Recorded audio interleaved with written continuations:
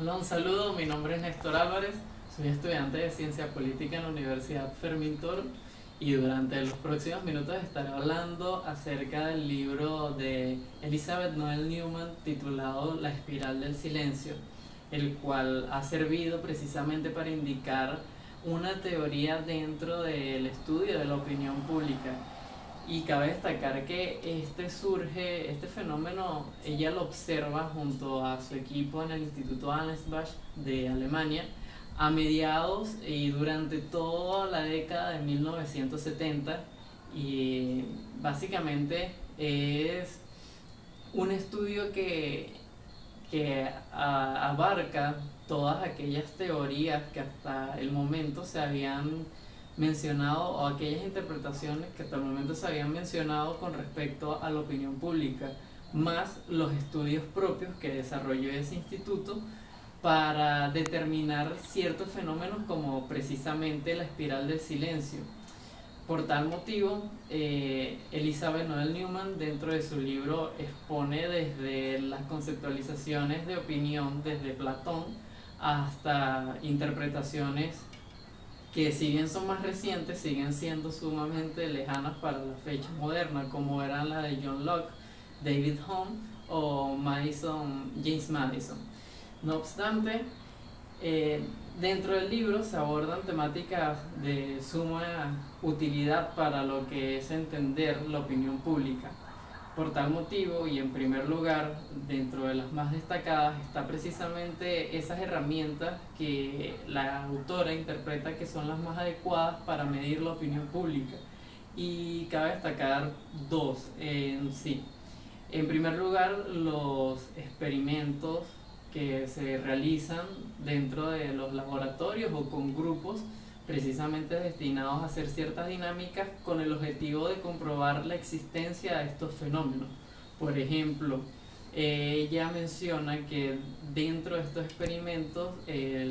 los encargados de realizar o llevar a cabo dichas actividades pues tienen mayor control de las variables, y de alguna u otra manera pues se puede manipular o llevar a cabo con más precisión cada una de las fases del experimento para intentar hallar si el fenómeno es real. Sin embargo, en entornos reales o de la vida cotidiana con fenómenos y asuntos públicos que realmente interesan, más allá de que sea aplicado como una práctica, un juego, lo que se observa, lo que ella menciona como la segunda técnica, serían las encuestas o aquellas entrevistas representativas cuyo objetivo pues básicamente es realizar una serie de preguntas al entrevistado, pero que a su vez tengan cierta emotividad y cierta conexión con la persona, porque cabe destacar que Elizabeth Noel Newman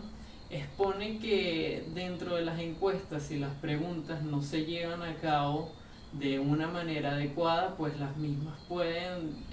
arrojar resultados muy diferentes de lo que se percibe en la realidad. Por ejemplo, las preguntas que son abiertas y que básicamente no suelen ser tan precisas,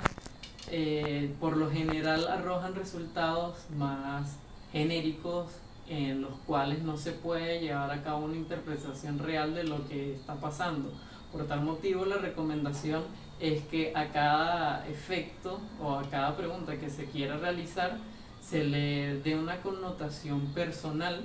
y también de cómo esa persona pues entiende que está la realidad de la opinión pública. No obstante, y posteriormente dentro del libro también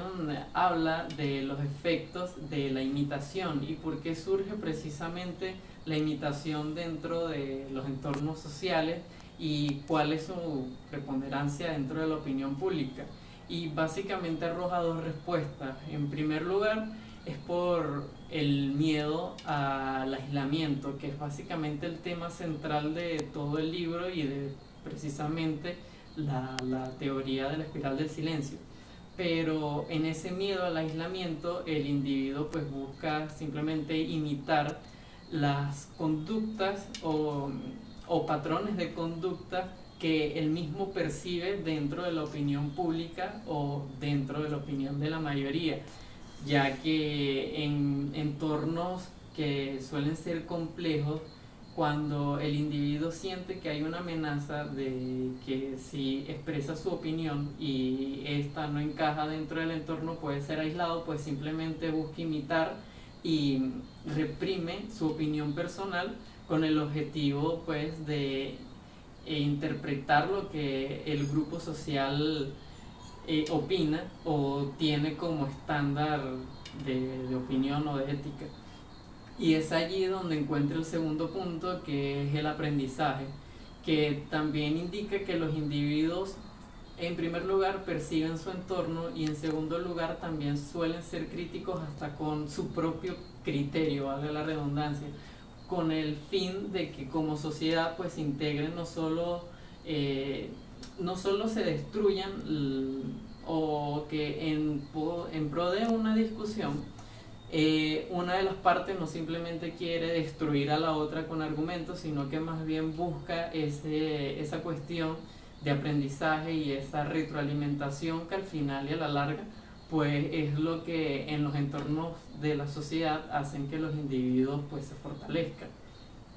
En otro punto del libro se mencionan también los efectos de la integración y realmente los efectos que tiene la opinión pública en la integración de la sociedad.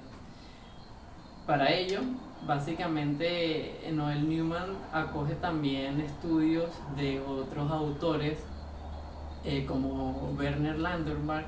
en el cual también enfatiza que existen 4 tipos de integración principales. La primera es la integración cultural, la segunda es la integración funcional, la tercera es la integración normativa y la cuarta es la integración comunicativa. A resumidas cuentas, la integración cultural es la que pues nace básicamente de aquellas costumbres que mantienen las sociedades políticamente organizadas y que definen a la misma. La integración normativa, por otra parte,